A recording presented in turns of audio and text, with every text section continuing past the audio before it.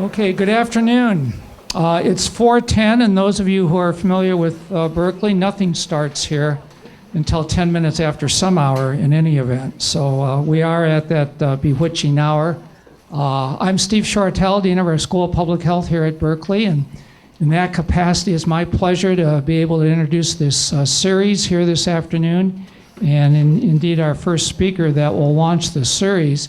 Well, let me tell you just briefly about the background of this series and how it came about. And really, it was last year where independently a couple of our alumni who I had run into, and actually a couple of our faculty, said, you know, this Health Reform Act, the Affordable Care Act, none of us really understand it, even some of us who try to study it, make sense out of it.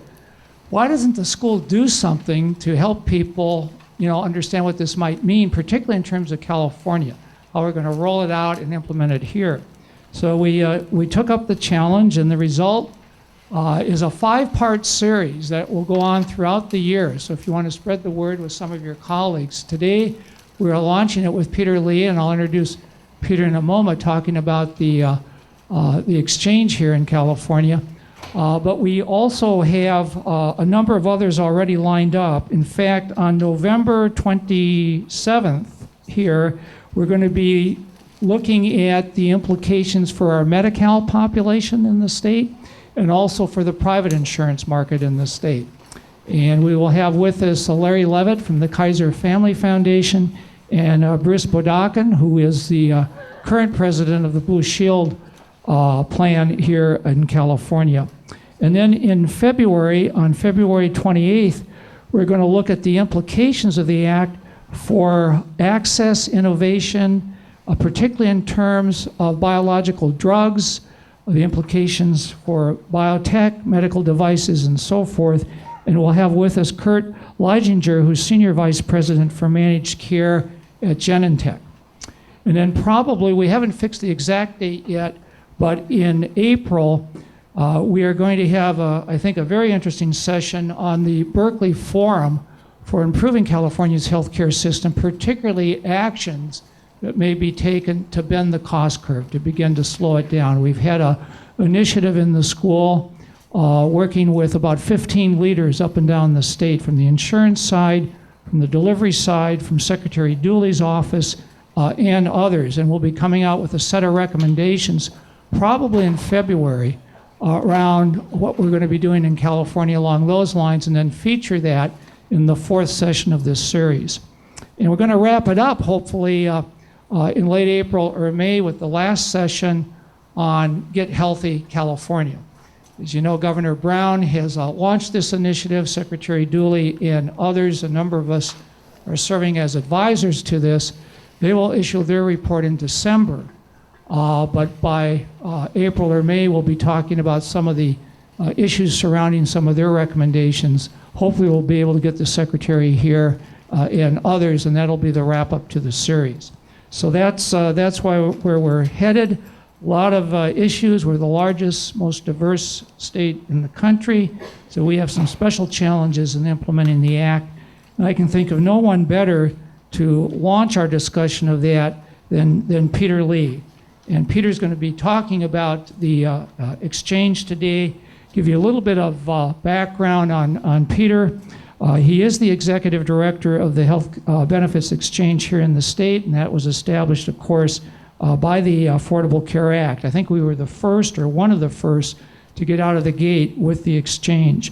Before joining the exchange, though, Peter spent a couple of years in the Obama administration, first of all, as Director of Delivery System Reform in the Office of Health Reform for Health and Human Services, working with Secretary Sebelius, where he also coordinated the National Quality Strategy.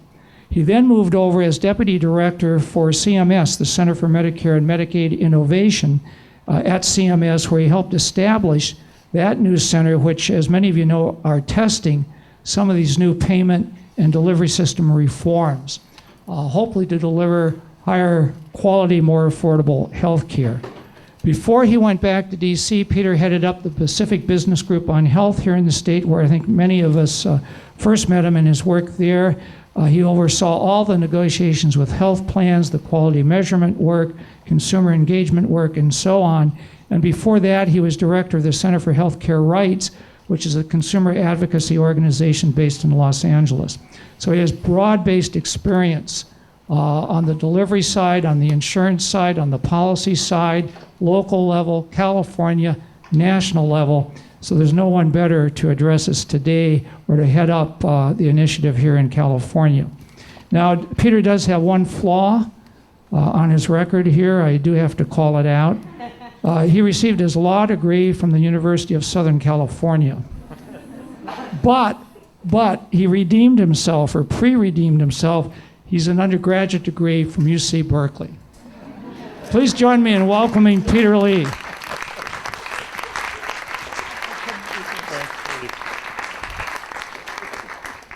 Absolutely, go Bears. So it's actually, it was really fun to be back on campus. I don't come visit nearly enough, so it's great to be here. I'm going to do three things.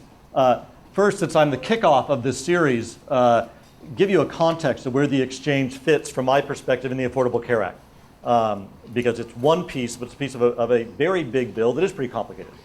Second, tell you structurally what the exchange is, then talk about what the exchange is doing and where we are in our process. And then hopefully we'll have a lot of time for discussion, questions, and some back and forth. I don't expect you to be shy, so I'll hopefully get into a lot of kicking things around. So first, the Affordable Care Act.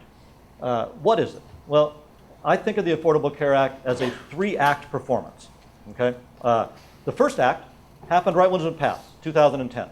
And there was actually a lot that happened right out of the gate in terms of immediate things such as expanding coverage for kids up to 26 years old on their parents' coverage, expanding preventive care in insured products, adding for the first time ever to Medicare preventive benefits, which is pretty incredible. You think Medicare didn't cover up until then, preventive benefits. So a range of things that were Act 1, immediate things, but that didn't touch most Americans. Okay.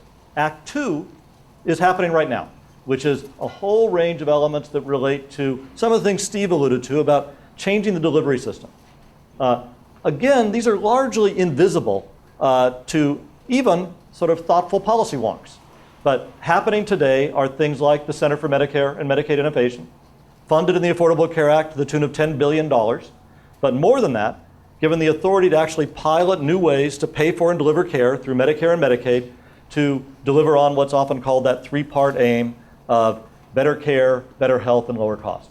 And there's now about 25 different innovative initiatives going around the country funded through the Innovation Center.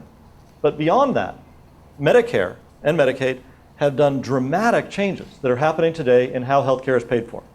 So for instance, and I think many of you are familiar with this, generally healthcare in America is the more you do, the more you get paid. And that's sort of the game in healthcare. Act 2 of the Affordable Care Act said we need to change that game. We should pay for performance. We should reward quality and value. So Medicare, for example, by 2019, about 10% of Medicare's hospital payments will be linked to quality and value. Okay, that's a huge amount of money. 10% of Medicare payments is more than most hospitals' total margins, okay, because of how big of a payer Medicare is. And that's paid for, that marginal payment relates to reducing readmissions, reducing hospital-acquired infections, patient experience. But it is the biggest change, and California's been a leader in many places of trying to pay for performance. Medicare, through the Affordable Care Act, is getting on that bandwagon in a big way. So also, as part of Act 2, CDC is funding very big national initiatives on community prevention.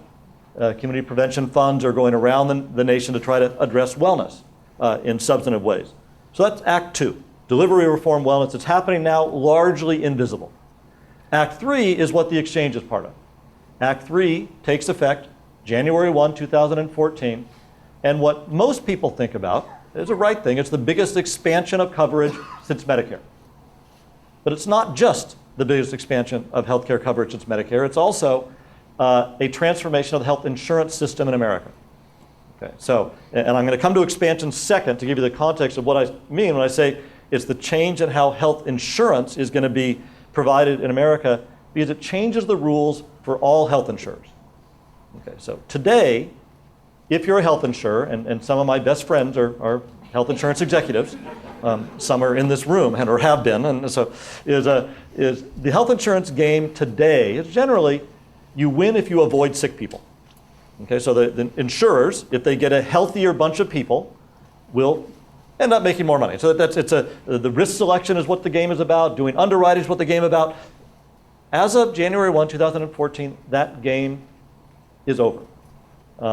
Because come January 1, 2014, insurance companies have to take everyone. They can't underwrite for risk. They can't screen people whose health status. But in addition, there's a whole series of other rules that come in place in January that say, if you as a health plan play by the old rules and try to avoid people with chronic illness, and another plan gets more diabetics, you as a health plan are going to have to pay money to that other plan that has a sicker population. This is called risk adjustment, risk assessment. Okay? It's changing the rules.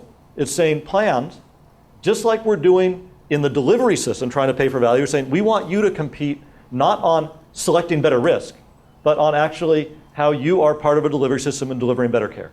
Okay, so and this is one of the things that people don't understand. This is going to affect every single American. It's changing how insurance companies are playing the game. Well, where's the exchange fit in that? Part of making that work, if you're saying to all health insurance companies, they've got to take everyone, aren't going to screen, we actually want to get everyone in the tent. Because if you didn't help people buy into the insurance market, the only people that would step up are those that are really sick, that are right now screened out. So with these rules comes two very big things that move us towards, though don't reach, universal coverage. So in California, we have about 7 million uninsured. Now, I know there's many people in this room that could parse the data better than I, and it depends if this is point in time measure or over the year. This is over a year, about 7 million. Okay, 1.5 million or so of those are undocumented. Okay, they will not be covered under the Affordable Care Act. We will still need a safety net. We'll still need community clinics, et cetera. About 5 million of the uninsured Californians will be eligible for subsidies. Two ways. Okay, about 2 million will be newly eligible for Medicaid. Okay, and Medicaid, which today is a very complex patchwork of eligibility rules, becomes very simple. Basically says you make less than 138% of poverty, which is about $15,000 for a single person, about $30,000 for a family. You get Medicaid. You get Medicaid, you have no premium, you're in. You make between 138% of poverty and 400% of poverty. 400% of poverty is $92,000 a year for a family of four. So this is not a poverty program. This is a program that provides financial support to help people buy insurance through the exchange. Okay, so the mechanics are going to work that if you're in that income range, you're going to be required to get coverage. If you don't, you're going to pay a penalty. Okay, but the federal government, through the IRS, is going to say, you're eligible for a credit. We're going to give you that credit to shop with. And you can pick a private plan that's the right plan for you. You pick the right benefit mix. And every month, the IRS is going to send a check to the private health plan you pick. That's the mechanics. Okay, now, how big is that check going to be is going to depend on your family size and your income. If you're low income, let's say you're around 150% of poverty, you make $20,000 a year, you might be writing a check for $30, and the IRS might be writing a check for $250. If you're in a family, you might be writing a check for $50, and the IRS is sending a check to your plan for family coverage that could be $800. Huge subsidies, okay? But you get to pick the plan, subsidized care. Now, when you think about it, it's sort of like the exchange becomes the large employer for everyone else. Because for those of us that have insurance through our jobs, this is sort of what happens to us, is that our employer picks up 80%, 90%, and we have some that comes out of our payroll. Not that much, but it's still a solid chunk of money. We don't think about all the rest that our employer's paying. And what we have with the Affordable Care Act is somewhat the exchange serving as, again, the employer for the rest of us in terms of contributing to make healthcare affordable. Okay? There's a number of other things that are happening come January 1, 2014 to make the market work better. One is I noted in the old days, insurance was about risk selection. If you go today online, and you can do this and go to eHealth Insurance, say, you know, I'm 29 years old, I live in Berkeley, California, how many plans are available to me? You'll probably get somewhere about 115 health plans you could buy. Now, can you really understand the difference between each of those plans? Really tough, because there isn't a lot of standardization on what's covered. One of the things the Affordable Care Act does is to say, for the individual and small group market, there's something you'll all come to learn called essential health benefits. The same 10 standard buckets of care that every plan has to offer. So if you're buying a plan, you know that you're comparing apples to apples. Okay. The other thing you will learn about is something called precious metal levels, which is bronze, silver, gold, platinum, which is, if you're out there buying a health plan, one of the major things that means plans cost more or less is how much is paid for by the plan versus what you pay out of pocket. Okay? So a very rich plan, which is generally much more expensive, will pay much more of the healthcare costs. So 90% of all your expenses being paid is a platinum plan, going down, et cetera, et cetera. But under the, down to silver, bronze, et cetera. Silver plan, 70% actuarial value, which means 70% is paid by the plan, you're paying 30%. That's the basic equation. Standard employer coverage today is about 80%, a little richer than that. In the exchange, the subsidies are actually pegged to the, now this gets a little wonky and complex. I'm not going to spend time on this. We can get to this question and answer, but your subsidy isn't sort of figured out by what's the national average. The subsidy that you'd be eligible for is based on the second lowest silver plan in your region. Okay? So it's actually recognizes that if healthcare is a lot more expensive in San Francisco than it is in LA, the subsidy you would get in Berkeley would be a bigger subsidy than you'd get in LA. It's going to be tied specifically to where you live and what that second lowest silver plan is. Now, it's not the lowest plan, so it's saying you'd get a subsidy amount that's going to pay what that dollar is. You can then pick the cheapest plan and apply that dollars to pay less premium. You can even pick a bronze plan, 60% coverage, and maybe cover all your premium. Have to be more at risk, but you've got that money to quote unquote play with. Okay. The other thing about making healthcare affordable, though, is one of the things we all know is that how much you actually access care has a lot to do with what your copayments are. Low-income people are much less to access care if they've got a $20, $30 office, but they're not, I can't spend $20 to go see a doctor. So under the Affordable Care Act, the subsidies take two forms. Okay? One is that subsidy for your premium. And again, that could be a lot or 50% of your premium if you're up at that high end, 400% of poverty. The other thing, though, is if you make less than 200% of poverty, you actually get support for your cost sharing.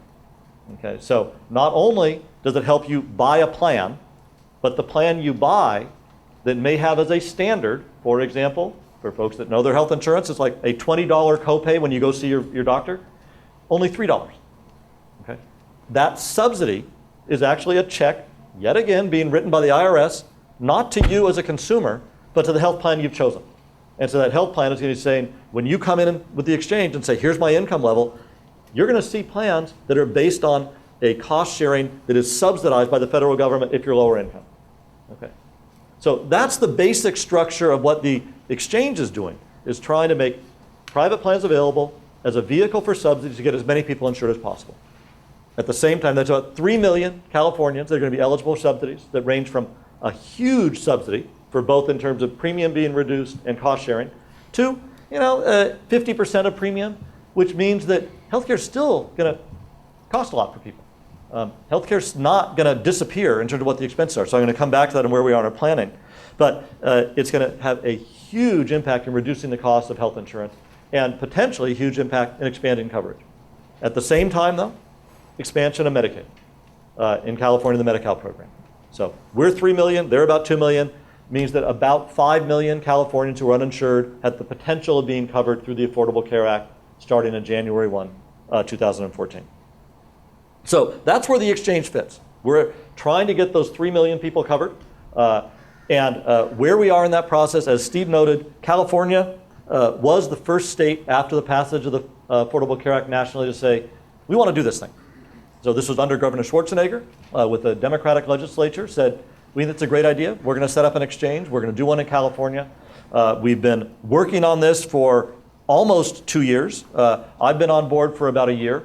And we're run by a 5-member independent board. So while we are part of the state of California, we aren't part of the executive branch. We're independent. Diana Dooley, who Steve noted, is the board chair. But the other 4 members are 2 appointed by the governor, 2 appointed by the legislature. And I like to say that they've got one set of shareholders, which is the uninsured Californians they're trying to get covered.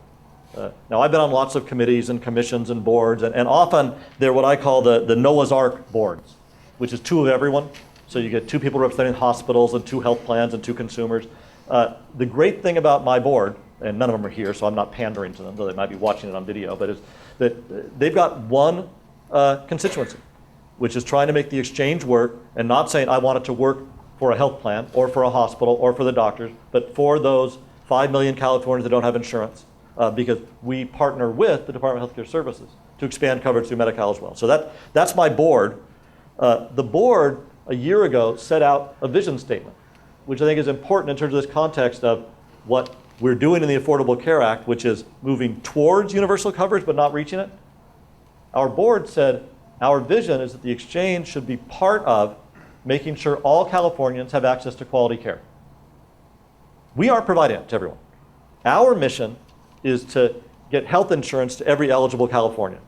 But we wanted to recognize right out of the gate that the broader vision is one that recognizes that we will still have 2 million plus minus Californians not eligible for subsidized health care.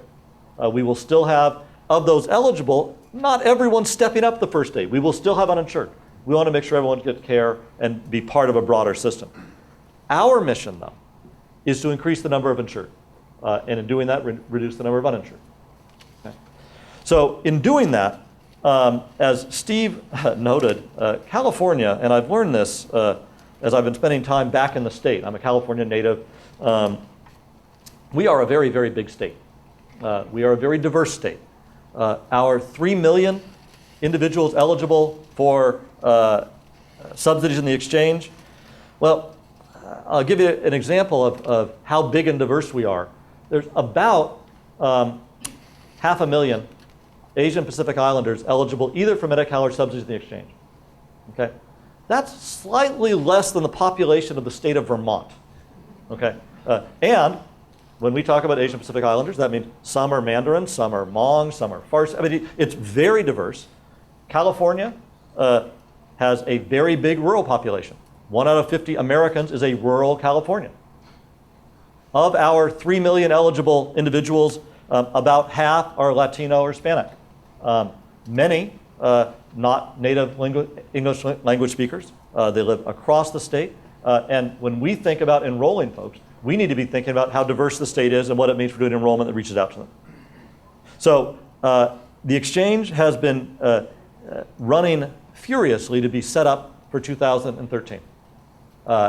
2013 because while we'll be enrolling people for coverage that starts January 1, 2014, we can actually start enrolling people in the exchange October 1, 2013. You work backwards from that, we actually need to pick plans. And I'm going to talk about what we're doing. Well before then, so we're doing marketing in 2013 to start enrollment in October of 2013.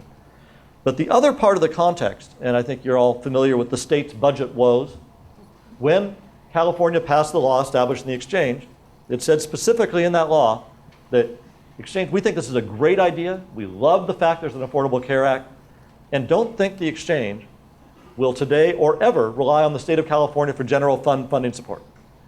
The federal government said, we will set up exchanges where a state wants to step up and be an exchange. We'll give you seed money. We'll help you plan. We'll fund you all the way through your first full year of operation. First full year, 2014. After that, you're on your own. Okay? So to date, California, the exchange has received about $260 million. Most of that for building an IT system, which I'll talk about for enrolling people. We will be going back to the federal government soon, probably on or around November 15th, which is our next sort of round when we go back for funding, asking for a bunch more money. And it's going to be a lot of money to fund the outreach, the education, to fund building out the IT system, to fund the whole selection system for the health plans, holding them to account, that will fund us to operate all the way through December 31, 2014. January 1, 2015, we will be operating entirely on our own steam. What's that mean? We'll be operating on participation fees of plans that we're offering through the exchange. Okay. So that gives you a sense of our business model. So what does it take for the exchange to be successful, and where are we in our planning process? Well, there's three things for the exchange to work. First, we have to have affordable products, and I'm going to talk a lot about affordability. Second, we need to have very good marketing and outreach. And third, we need to have an effective enrollment system. Those are the three sort of core elements for us to succeed. And by succeed, we mean having as many as possible of those 3 million individuals eligible for the exchange to be in the exchange, but also as many as possible of those 2 million Medi-Cal beneficiaries enrolled in Medi-Cal. So going through those three elements. First, the best marketing in the world doesn't matter if you can't afford the product. Okay? And this, the exchange, even with the subsidies, every dollar that you're saying to someone who's making $20,000 a year and saying you need to spend $30 or $40, think, well, is it that or is it my rent? Is it putting food on the table? Affordability is absolutely central to what we're doing in terms of offering plans that people can afford to buy. So we are doing a lot in working with the health plans that may bid to be in the plan, in the exchange, and what the benefit designs are to have what will be affordable products. We want and are asking the plans that may come into the exchange to look at what their networks are. Do they have good networks that are always going to be adequate for those that are enrolled, but that are the best value in terms of the price that they're going to be offering? We are doing a lot of work in terms of the benefit design because it's going to be one set of benefit designs that every plan is going to be offering in the exchange. So those benefit designs will be much more consumer understandable than they've been in the past. They're going to be standardized. We will be having a lot of choice still, because you've got silver, you've got gold, et cetera, different benefit designs, multiple plans. But what we want to do from a consumer experience is have them understand, if I'm picking Kaiser versus Blue Cross versus Blue Shield, what's the difference in the network, and not the difference between benefit designs, which right now, those 105 plans you'd look at eHealth insurance, you wouldn't really know what the big differences are. A lot of them are buried in the benefit designs. Other elements around affordability are not just about affordability for year one, which are going to be crucial, but affordability for 2017, 2018, 2019. The exchange board, shortly after I came on, noted a couple of values that we're looking at for how we think the exchange should operate. A core value is that we believe we should be part of being a catalyst for changing the underlying delivery system. Now, the exchange is going to be pretty big. We hope to have as many as 2 million of those 3 million enrolled a few years out. They aren't all going to come in year one, which would make us bigger than CalPERS, which would make us, after the federal government, Medi-Cal, the largest purchaser in California, but that's still not that big. Medicare, without aligning with other purchasers, can't change the delivery system. But we are building into our health plan contracting terms to say, what are you as a health plan doing to do things like patient-centered medical home? What are you doing to promote care coordination? What are you doing to make sure your care is culturally sensitive, delivering care that's appropriate for different ethnic groups, different languages? Those are elements that we're building into our plan selection, because it's not just about affordability in year one. It's building a platform that's going to make care affordable over the long term. So that's job one, affordable products. Okay, and today we have a draft solicitation that's out for comment. We will be finalizing that in the coming weeks.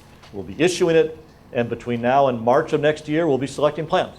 And again, we're a marketplace, providing subsidies. We aren't a one public plan. We're providing a marketplace of private plans, profit and nonprofit, that will be bidding if we select them to be in the exchange.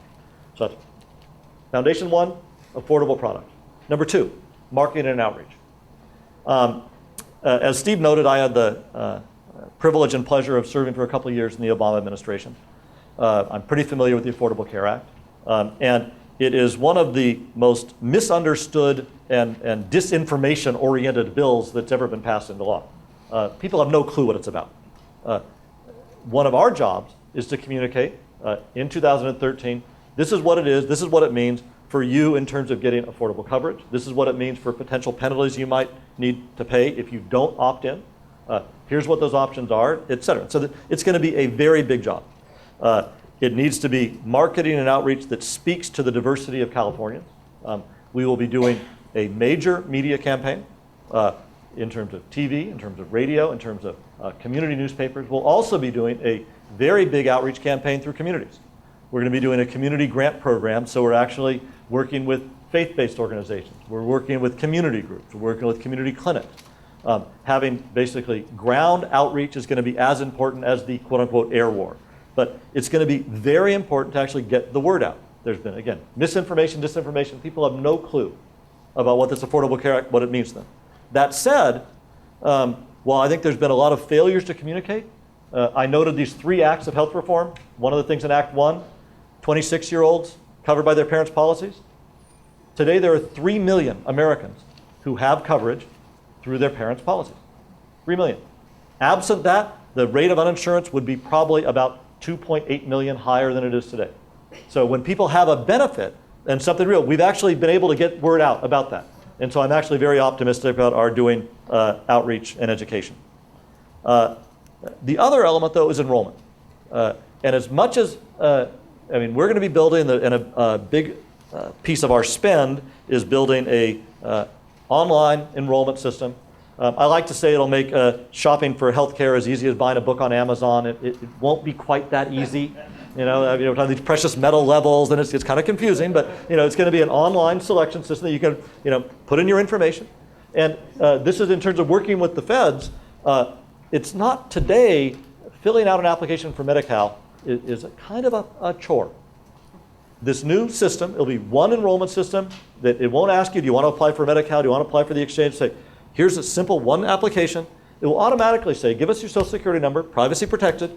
It will automatically ping against a federal hub, which will say, this is what you filed with the IRS. You're eligible. It will actually do automatic checks. Now again, we have issues to make sure that consumers understand why we're able to do that and how that information is protected, and that they give the license the rights to do it. But this online system is going to be able to, in real time, determine eligibility and say, ka-ching, you're eligible for a subsidy. Here's the amount of the subsidy. Pick the plan. Okay. Even with that fabulous IT system that we're spending literally hundreds of millions of dollars to build, we know that a lot of people are going to need in-person assistance. So as much as I would love it if everyone was able to jump online and do it on their iPad, do it on their phone, etc., we're actually assuming that only 20% of people will be able to enroll without getting someone to help them. So one of the things we're doing on that enrollment, that third key step, is we're actually funding what we're calling navigators or assisters to actually be in communities where people can say, I don't understand this thing. Where do you live? Here around you are people that are trained to help you, sitting at the terminal next to you to help you enroll and understand what your choices are. People that speak your language. People that can help translate health want gobbledygook into, I can understand this now and enroll. So having that enrollment made easy is both going to be a technological, but it's also going to be human. We will literally have tens and thousands of people trained to help people enroll in the exchange or in Medi-Cal come January of 2014. So, that's the highlight of where the exchange is and what we do. A couple other pieces that I'll note. One of the other things that the exchange is by law required to offer is a program for small business. Now, again, I know this is the first in this series, and some of you know a lot about the Affordable Care Act, others know relatively little. There is an individual penalty if you can afford health care and don't buy it. The penalty is really small. There's a dollar amount. It starts at $95, it grows up to, I think, $695 over time. Large businesses, larger than 50 employees, required to offer health insurance.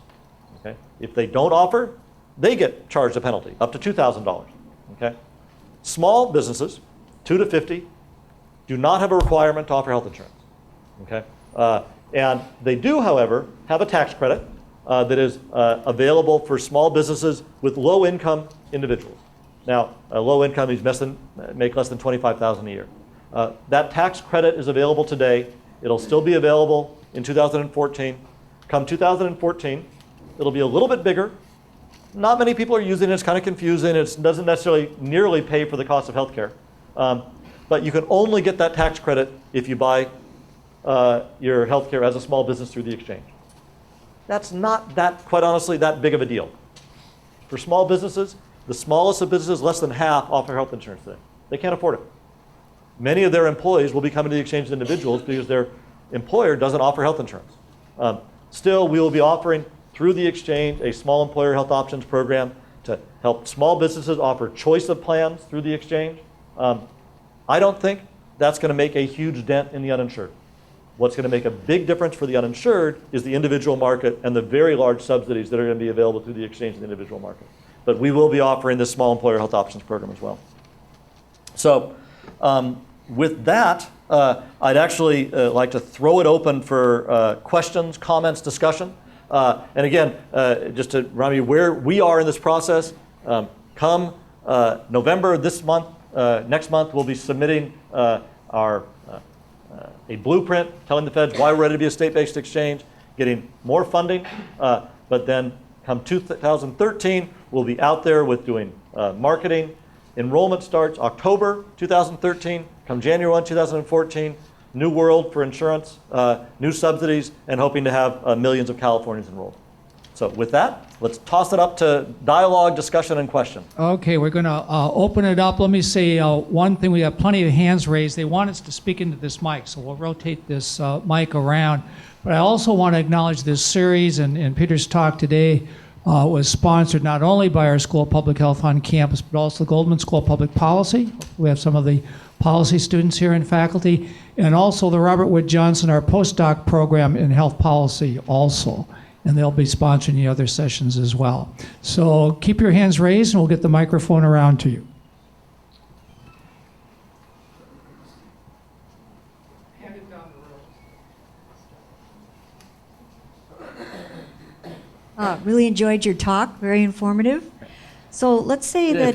I ask people to introduce themselves, so I get a concept of who you are as well. I'm Linda Newhouser on the faculty at the School of Public Health, and actually doing a lot of communication work through my center for the Office of the Patient Advocate and Department of Managed Healthcare to make the Affordable Care Act more comprehensible to diverse people, which is what you're saying. So my question is, let's say that Romney is elected, and you know what he's promised to do on day one. Would the so-called repeal of Obamacare, how would that affect the exchange? Would California continue to have an exchange without that? Is it self-supporting, so to speak? So this has to be the first question out of the gate, doesn't it? Yeah, thanks a lot, Linda. This is, a couple things.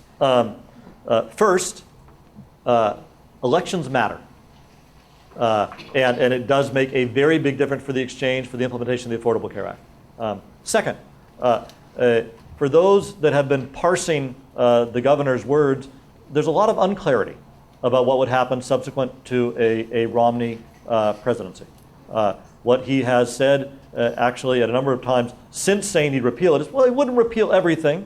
And the thing that I can absolutely guarantee is that there's no way in the world the entire Affordable Care Act is going to be repealed. The Affordable Care Act has elements that are already doing things like preventive care for seniors, closing the donut hole, et cetera, that are huge changes that are baked in. So the question is what might be rolled back or changed. Next, presidents have to work with Congresses. So besides who's in the presidency, a big question is going to be what's the mix in the Senate in particular. So if there's a Romney presidency and a Democratic Senate, you still have, in law, the Affordable Care Act being implemented. So these are some of the sort of structural questions. But even with those, one of the things that Romney has said again and again, folks that saw, I think it was debate number 2, is he really likes what they did in Massachusetts. Okay? And said, boy, if a state wants to do this, hallelujah. I can tell you, in the last year, I've spent a lot of time traveling around California. California wants to do this. And I've not been in one meeting where I've had a tomato thrown at me or someone saying, this is a terrible idea, don't do it. We've had, agents, we've had doctors, we've had nurses, we have the whole range saying, let's do this right, let's do this. So we have in California a state that wants to implement reform and wants to have an exchange to expand coverage. Okay. All that said, absent federal dollars, we would not be able to expand coverage. Okay. The key to what the exchange is doing is not creating a marketplace, which is big, but it's creating a marketplace with a subsidy. What makes healthcare affordable is not, and don't I wish it were the case, and I've worked with the Pacific Business Group on health, big purchasers, the reason healthcare will be made affordable through the exchange is subsidies. Okay, that's the primary reason. Subsidies will be very large. Those are federal dollars. To actually change the healthcare delivery system, to change the insurance system, bringing everyone in the tent requires putting money on the table. So the big issue before Congress and whoever the next president is we're going to be wrestling with deficits, with tough budget issues. But if we want to actually change healthcare by bringing everyone in the tent so that we can get around a delivery reform, that's going to be a question before whoever is the next president. So, we are not doing quote unquote contingency planning on a what if, because we think that even if there were a different president, they'd have before them issues of states that want to go forward, say this is the right thing to do, that need federal help to do it, and we'll see where the federal government is. Thanks. Others, keep the hands raised. We'll get the microphone around to you. Hello, my name is Zachary Goldman from the Goldman School of Public Policy. No family relation there. Well, I was going to say, boy, I want to buy myself a school. I know. I have a question about data. What kinds of data are you requiring the health plans to collect and deliver in order to better track health utilization and health outcomes? That's a great question. I'm not quite as much as many of the people in this room are, but a real data wonk. And we talk a lot about evidence-based policy making. Right out of the gate, some of the things we're asking for in the solicitation of the plans is tell us what you're doing. For instance, what are your initiatives currently to address racial disparities, et cetera, et cetera. We have a whole range of both the standard, what I'd call this quote-unquote standard measures, both HEDIS measures, which are health plan process outcomes measures, patient experience measures. But a lot of what we're doing, and we're actually creating an evaluation dashboard of how do we evaluate not just the exchange, but also what's happening throughout the California delivery system. And so the data elements are not just requirements in the plans. We have a whole range of data elements that we're going to be collecting from plans. But as important for us is what does it mean if you're getting care in the exchange compared to those that aren't in the exchange? What does it mean if you pick a bronze plan versus a gold plan? Do people actually, diabetics, avoid care if they're in a lower tier? So we have a number of issues. In some ways, the exchange is part of not just the biggest expansion of coverage since Medicare, but a biggest test of new things all at once that we need to evaluate. And so, I could go on at some length, but we're actually, at our, I think our November board meeting, we'll be sharing our evaluation plan with a whole bunch of the evaluation elements we're looking at. But I want to ensure that it can't just be what's happening in the exchange. It needs to be what's happening in the exchange and outside of the exchange. And it's important when we think about the delivery system and the insurance market. The exchange is part of the individual market. That risk adjustment I talked about, of the risk assessment, is across the entire individual market.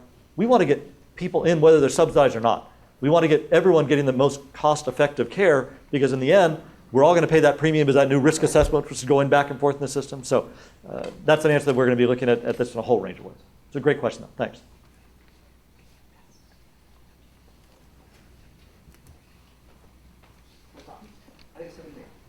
Hi. Thanks for joining us. My pleasure, Jamie. Good to see you. Nice to see you. You still got to introduce yourself to the mic. Let the record reflect. Dr. Robinson is speaking.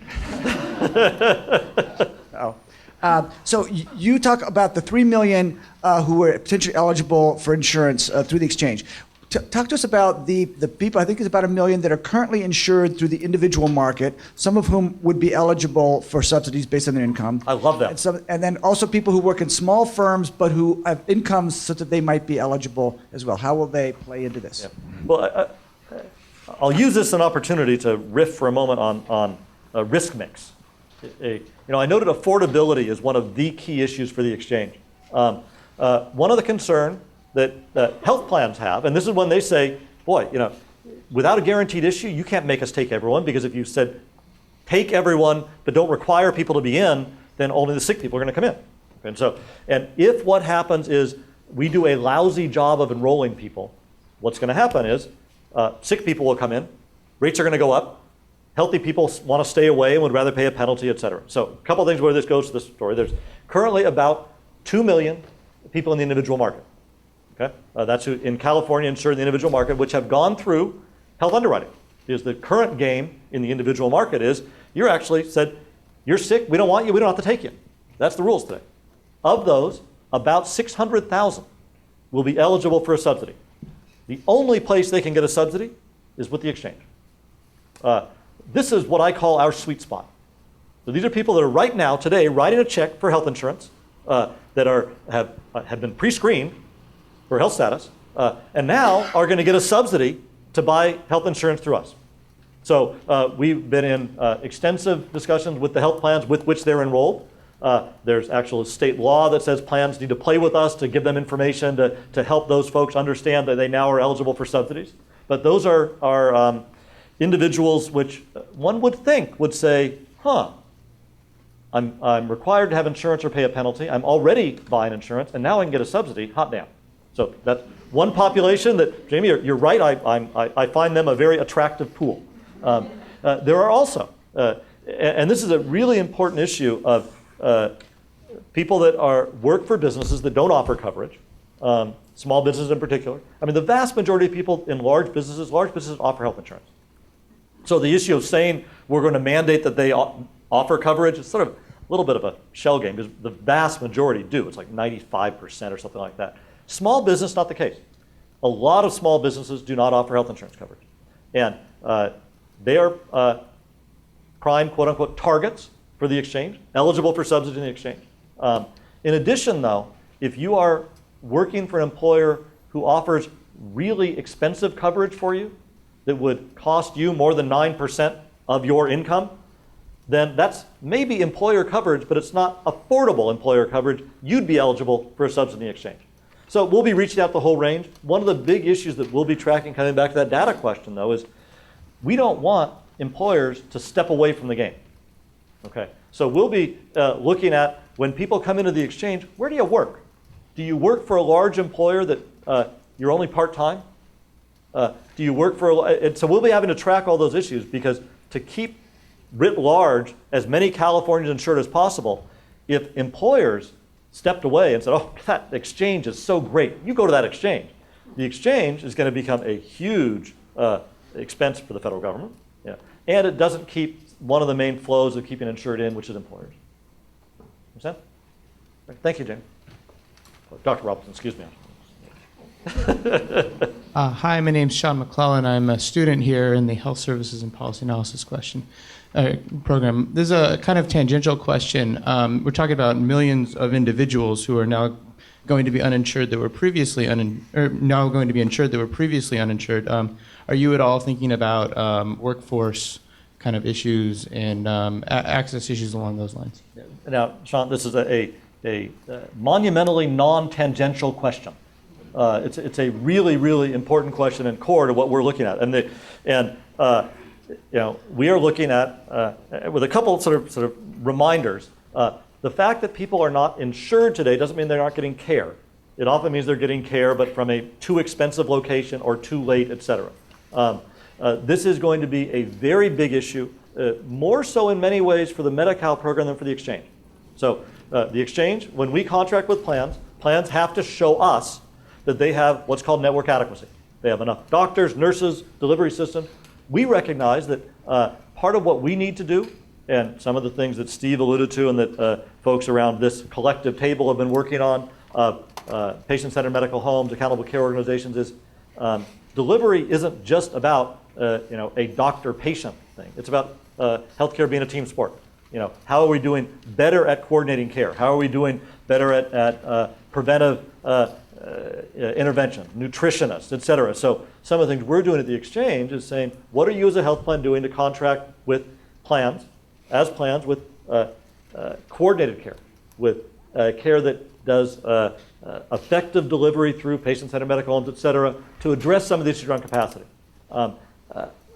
I am, and we should be worried about, in particular, at the safety net for Medi-Cal, which is not a very good payer, and will need more people because there's going to be, again, 1 million plus new Medi-Cal beneficiaries. So issues around capacity are huge issues. Some of the things in the Affordable Care Act are very important elements to move the payments to be encouraged more doctors to be in primary care. There's and I didn't go through the whole litany. There should be, many of you know it all, but the Affordable Care Act actually provides increased payments for primary care in Medicaid programs across the nation for 2 years. So right now, you're going to have, starting 2014 to start earlier.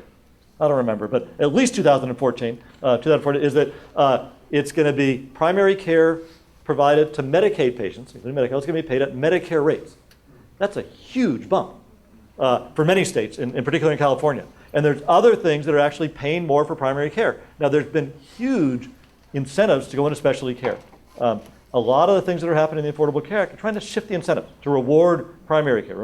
And so some of the issues around supply, the Affordable Care Act is part of the solution. The exchange is doing a number of elements in terms of our contracting to be part of the solution. We aren't going to be all and end all, but we'll be looking at capacity. It's a great question. Thanks, Sean. I'm next here. Oh. Hi, I'm Robin Flagg. I'm also in the Health Service and Policy Analysis program, a PhD student. I'm wondering if you're willing to conjecture as to what, I know that if states don't do their own exchange, the feds will come in and do one, and if there's any sense as to what the federal exchange would look like, and if there's been any discussion back and forth with you as to California's experience and what they might be learning from that. Yeah. Had a lot of discussions with the feds, not just because I was one, but some of my dearest friends are feds, including actually our general counsel, Gary Cohen, now runs CSIO, which is the part of CMS which oversees all the exchanges nationally. So we talk a lot. California looked at the issue of saying, there's going to be this federally facilitated exchange, or you can have a partnership with the feds. There's probably going to be in the neighborhood of 30 plus minus states year one that are saying we aren't ready to go. And we've been talking a lot with them, sharing lessons, looking at IT systems, looking at policy issues. They've been looking a lot at what we're doing. We're at the cutting edge. It's kind of a bleeding edge sometimes, but in terms of the policies we're looking at for plan selection, for marketing, we share that not just with the feds, but with the 15 other states that are sort of at the front lines, and we're looking at what they're doing. So there's been a lot of sharing. So, pardon me? Know what the federal plan is going to look like? Is it going to be an active purchaser or clearinghouse? How much of an active purchaser is going to be? It's the feds will be, I would predict, somewhat active, but it's going to be. They have a really, really big job. This is where I see how big our job is, but it's theirs is bigger.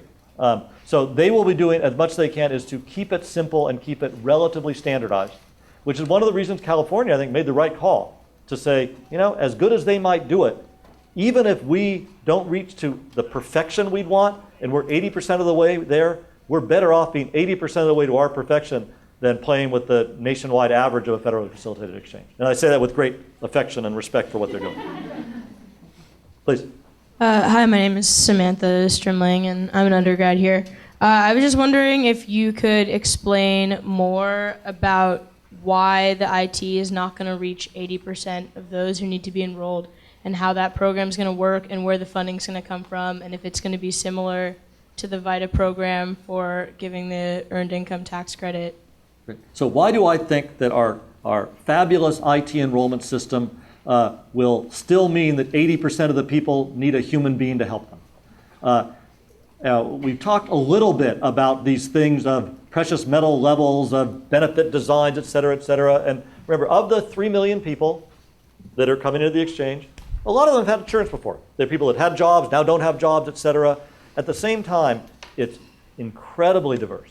Our website for enrollment will be in English and Spanish, but it won't be in Mandarin, it won't be in Hmong, it won't be in Farsi. So we need to have in-person assistance will be needed for people in multiple languages, though we will have that on our service center, answering the phone.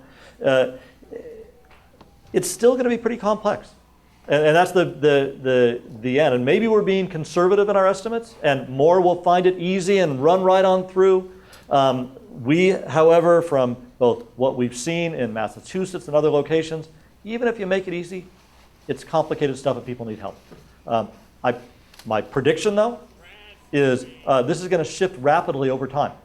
Is that it may, and so we're looking at what's it take in the first year.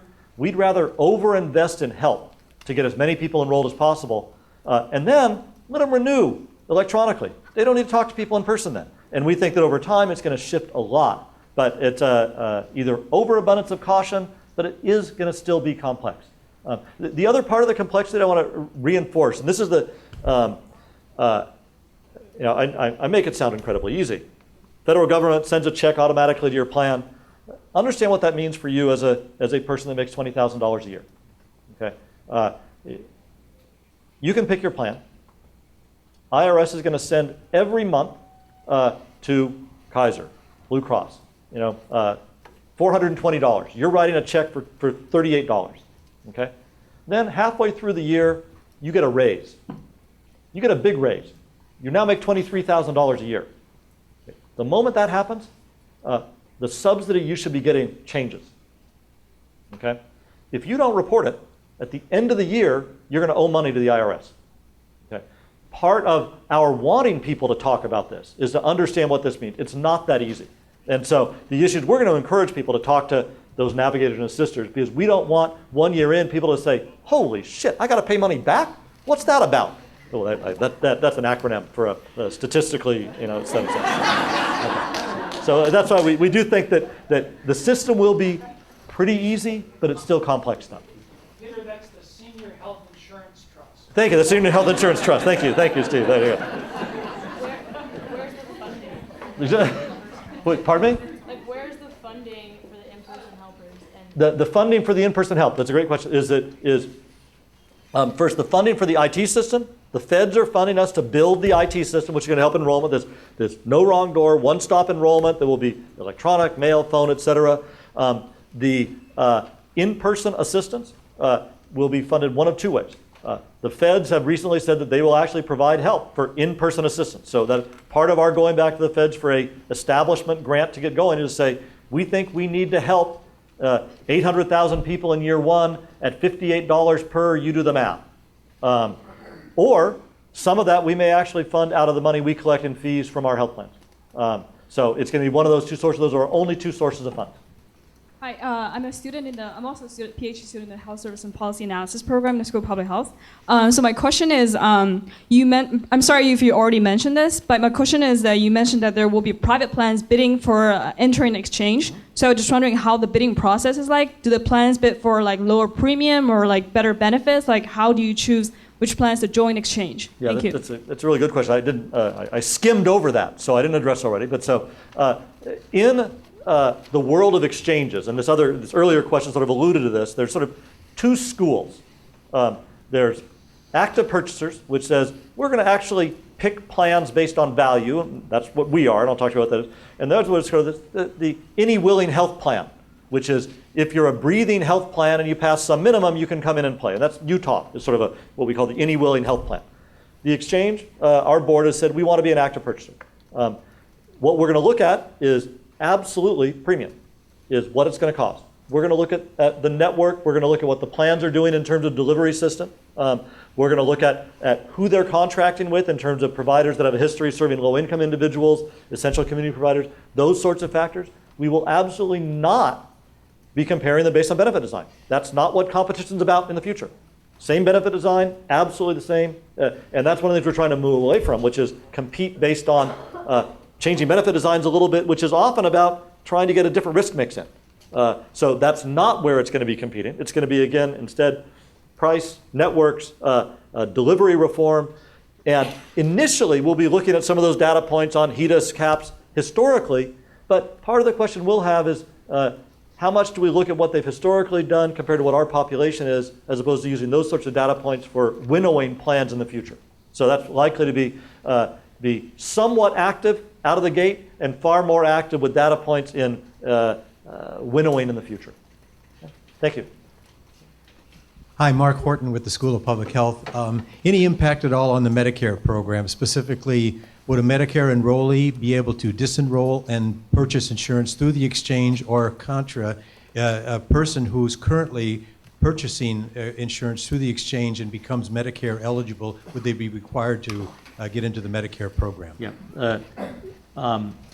They would absolutely still be required to take Medicare and could not opt out of Medicare and pick the exchange. And similarly, the sort of hierarchy of eligibility is if you're eligible for Medicaid, make less than 138%, you cannot say, I like that exchange thing. I want to let me take a subsidy and go over there and pick a private plan there. No, you're eligible for Medicaid, you got to take Medicaid. If you're above that and eligible for the exchange, then you get the subsidy there. But it should not have an effect on Medicare, except over time having healthier people going into Medicare because they've got good care, et cetera, but not an enrollment substitution effect. Thanks.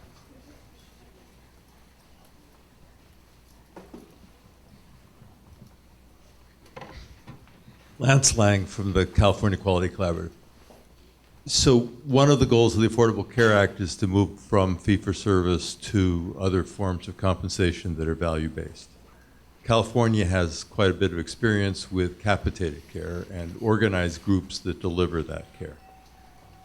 How has the exchange been able to manage the various benefit levels and risk adjustment as it applies to those capitated groups? See, this is one of the challenges with an audience with mixed backgrounds and understandings of some of these issues.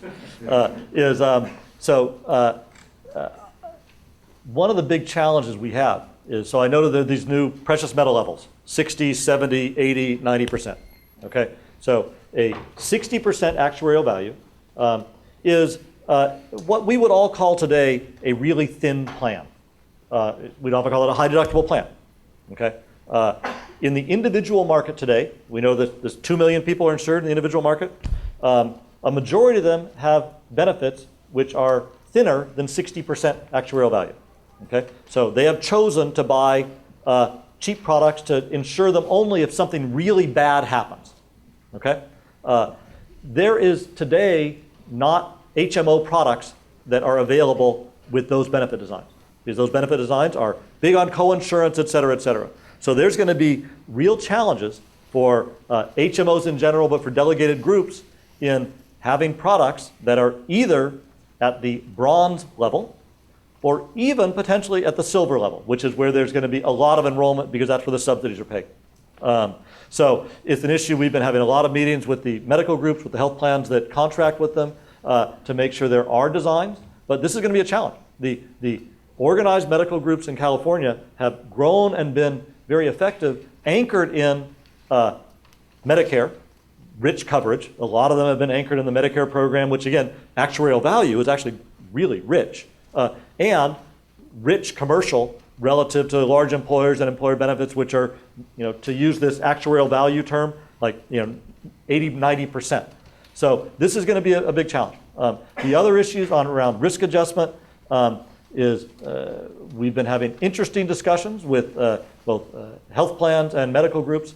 And again, this is where the problem of digressing into wonkdom, but I know we got a wonk crowd here. But the risk adjustment is based on what data do you have?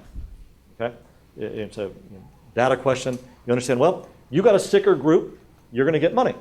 Well, most of the data that is used to look at whether or not you've got a sicker population is based on data collected through fee-for-service payments.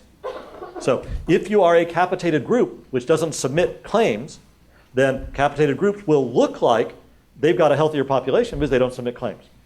So we've been in discussions with both folks nationally and around the state on, is there a way to accommodate that in California, which has a bigger mix of groups that are capitated, which because of that have worse data to indicate what their morbidity would be of their population.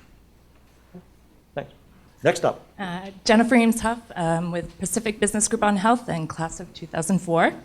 My question is about the it's related to the impact that the exchange is going to have on the marketplace.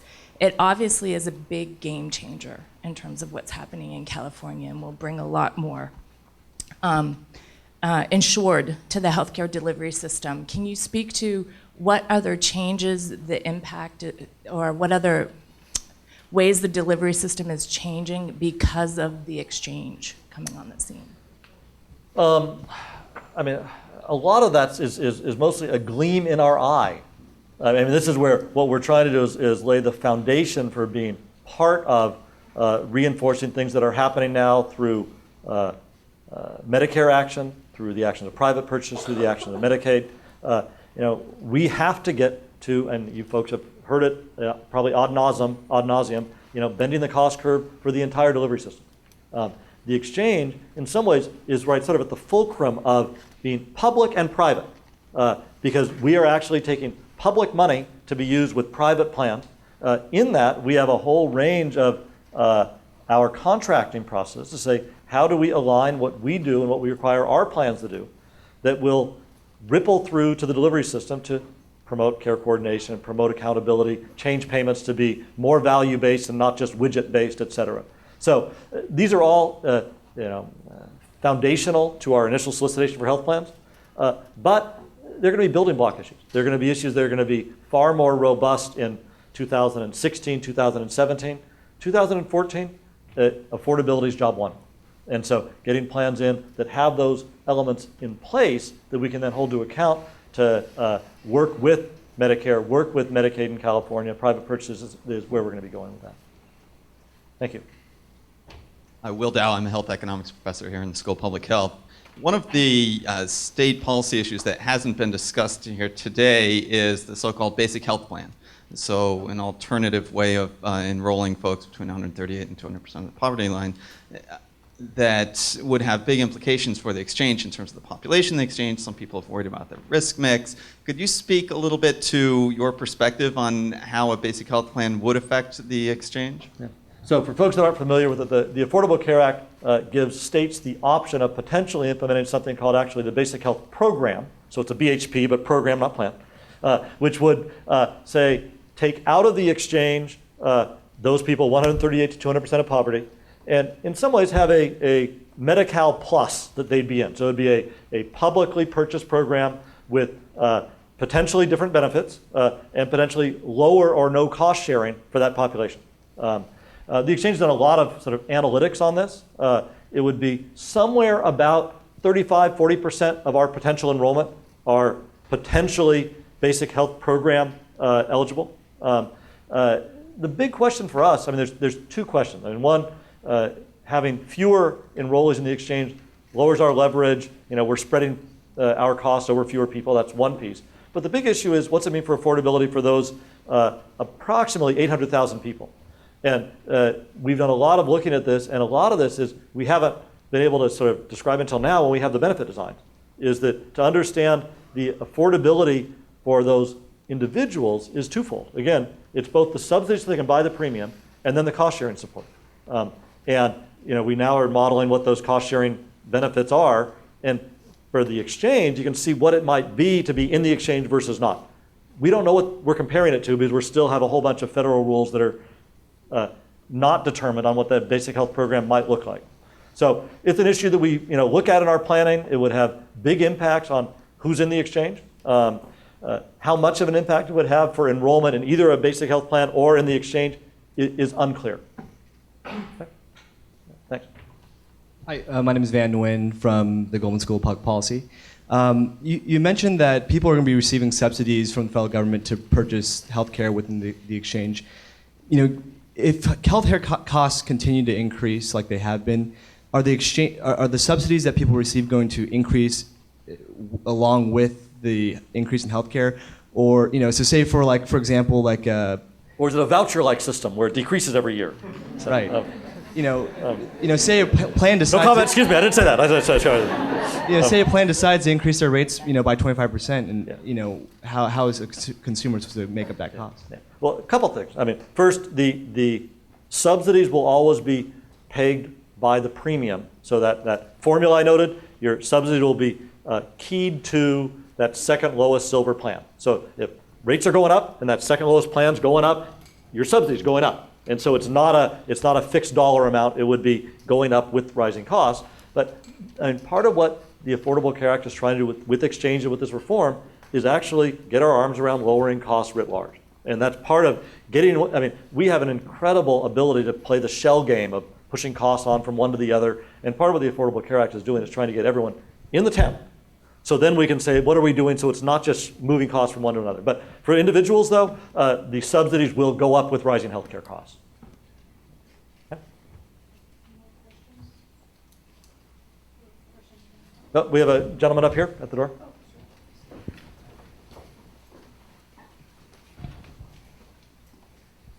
Hi, Giovanni Ree, graduate UC Berkeley Electrical Engineering. First started programming here in 1971, took a class. By my count, there's one man over there with a tablet, and there's one person here with a computer. I think these are, well, beside myself, probably the people who are most involved with keeping up with what's going on with technology, with what you're talking about. Now you're going to get 83 people going to pull their iPads out of their bags. So just I wouldn't diss people if they don't use it right. But anyway, go ahead. So yeah. Now, so I pulled up your department's website, a lot of text, and you've given a great talk. It's an awful website. We did that on purpose, though. Well, then you did a good job. Thank you very much. Some of the sites that you link to, though, other California sites, a lot of graphical information. That's very good. I'm curious, lady here asked about the budget for IT. When do you anticipate, how much has been spent on IT so far, and when do you anticipate upgrading the current site with more easily digestible consumer information? And lastly, I just want to mention, you being a lawyer, Lawrence Lessig, a professor at Harvard who was at Stanford, he's a lawyer, I'm an engineer, so you being a lawyer, he does excellent video presentations. You might want to look up Lawrence Lessig's presentations to see what a lawyer does, who does a really good job at that. Great. And so budget on IT, and when will you get more of a consumer information on the website? Yeah. So I say both tongue-in-cheek and somewhat seriously that I encourage any of you, go to hbex.ca.gov, and you can actually go there and also sign up for our listserv and get once a month or so updates on what we're up to, invite you to board meetings, which are webcast. You can watch them online, etc. It is not a consumer site. It is a incredibly wonky, fine details on board meetings, blah, blah, blah. We will be launching in a month what we note as a microsite for consumers, which is going to be a consumer-facing site on what are the basics of the Affordable Care Act in human English that will then be an introduction, not about our board meetings, not about all the grants, et cetera. Then we'll be building that out such that come July of next year, we'll be saying, here you can do anonymous shopping to see what you could actually enroll in, what would it cost you to then be ready to enroll and go through that plan process in October of next year. So we are not out there right now saying, consumers, come to our website, because we aren't really offering anything now. In terms of spend, the total budget for building the what is called the California Healthcare Enrollment Eligibility and Retention System, we all have acronyms, CalHERS, has a budget of about $400 million, of which I'm not sure how much has been spent. We have a selected Accenture with a number of other partners that are, I'm a little jealous, have more staff than I do in terms of working on this full time and doing the design on a whole number of design tracks right now. But they're nose down working with us, working with our partners at DHCS on doing design review, et cetera, et cetera. So what you are seeing is not what the feds have funded relative to a consumer experience, but is our wonk business side. Thanks. Just a comment to respond to the thread about right here about why only 20% of people might be able to understand the health insurance information. I just want to mention that people who study health insurance literacy, so how well people can understand and deal with numeric calculations, they estimate that only 12% of the population would be able to adequately make decisions alone about health insurance. So I think your 20% adds a nice little margin there. So my question is, I was intrigued. So you're when- saying that 8% of them will be totally uninformed, but that's a There we go. percentage much higher than 8%. It really works out to 40% or whatever, but you guys do the math. Okay, yeah. So my question is, I was intrigued when you mentioned about the Centers for Medicaid and Medicare having an emphasis on innovation and so forth, and that's a way, of course, to save money if we're overwhelmed by unhealthy people in the future. And is there a plan to try to infuse that kind of innovation through the exchange? I'm thinking about things like Right Care Initiative that Dean Shortell is involved with, and many other efforts to try to save money and improve care. Yeah, absolutely. And that's where built into our contract with plans is a whole range of issues we want to look at how do we make sure that the plans we contract with align with other efforts around prevention, wellness, public health, around better care delivery, payment, et cetera. So we're absolutely looking at very, very actively. So, and talking with our colleagues in Washington about what are innovation center initiatives, what else is CSIO doing around the country. Hi, I'm sorry, I'll make this quick. I know we're kind of running out of time. My name is Nathan Diepenbrock. I work at Walmart here at walmart.com in San Bruno. My question is somewhat IT related because someone kind of gave me an in on that. But we deal with a lot of challenges in healthcare IT as it relates to HIPAA and privacy.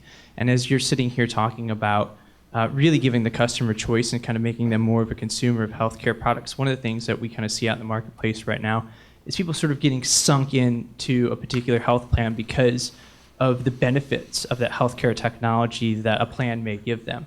And so to sort of combat that as a result, and I thought when you said social security number, it kind of threw up a little red light for me. What is the state maybe doing to sort of make the patient more unique outside of a plan so they have the choice to kind of move over to other plans that might be more beneficial year 2, year 3? You know, it's a really good question and one we're struggling with. Because, out of the gate, exchange, what the heck are you? The thing that many consumers will want to know is, one, is their doctor in the network, and they care about their doctor, and many identify with that. But also will have comfort in, oh, it's Kaiser, I know Kaiser. Oh, it's Blue Cross, I know Blue Cross. I don't know this exchange thing, even when we have our new name and it's a fun name, and et cetera, et cetera. So at the same time, we want to have a stickiness of experience with the exchange. And so I don't have a good answer on it. It's something we've been wrestling with a lot in terms of how to have a retention and alignment with the exchange. At the same time, one of the things that's going to make us attractive, it's a marketplace where people can pick the plan that they want, the private plan. So that's a sort of a dueling perspective. No good answer, but great question. And I will note, it's not as I don't want to throw you here, but when I talk about working in the communities, I mean, we've had discussions with a whole range of very big stores, as well as when we talk about want to reach out in communities, we often talk about where people shop, work, play, and pray. And so we've had many discussions already with Walmart, with CVS, with Rite Aid, with H&R Block, et cetera. This is an issue. It's not just a grassrootsy issue of your church. It needs to be where do people spend their time, spend their dollars? This needs to be a very global outreach to actually create a new culture of coverage. So we're going to be doing that with a whole range of folks. Thanks. Last question, or time for one more question? Hi, my name is Leora Bowers, and I'm with the Berkeley Forum. I was wondering if you could provide some insight as to how you manage with the kind of uncertainty of both the political landscape as well as, Supreme Court ruling and then an election, things like that, in terms of moving the exchange forward, as well as managing kind of the different interests that exist among such a diverse state, both on the consumer side in terms of healthcare providers, hospitals, insurers, and just some of the philosophy you've used and within your board to really help move along some of those issues. A nice little wrap-up question. I guess a couple things. One is relentless forward motion. It really is there are a lot of uncertainties, but we've been of the view that you deal with what you can control. We couldn't control the Supreme Court. We didn't pause in any of our work because of it, though we sort of was aware of that. We can't change the election. So we're moving ahead knowing that if we move ahead as effectively as we can, regardless of what happens in the election, we will all be better off. And so I guess the main issue on some of the uncertainties is, and this is sort of a good reminder in life, what you can't control, let it happen. What we can control as much as we can is let's build that IT site to be as effective as possible. Let's develop a marketing program that can be as effective in terms of its outreach. Let's do the best planned contracting we can. So, it's a focus question. The second, your question, how do you deal with all these myriad stakeholders? There are a lot of stakeholders. As an interesting school project, come on up to Sacramento. Come to one of our board meetings. And you'll see 60 people queued up to testify. You can watch it on the web. You don't need to come. So we're that, it's on webinars. People are very engaged. And the main way we do that, and that we've sort of addressed that, is recognizing the self-interest of folks that bring their issues is also framed by virtually everyone wanting what the exchange is doing to succeed. It is about a common interest that we've had, regardless of the perspective, saying in the end, if we don't get as many people insured as possible, the overall goal that we're trying to achieve will not be met. And so we've tried to address a lot of the stakeholder issues, but in the end, we've found that folks don't yap at our heels very much and or take big chunks out of our thigh if we're addressing that forward motion and actually they recognize that we've heard them, engaged them, and are making that forward motion towards the end goal. And one of the things Peter hasn't said is that maybe another funding model going forward after the Fed startup money runs out is to turn this into a reality TV show. This is something, actually I ought to think about that. Peter, terrific job. Please join me in thanking Peter.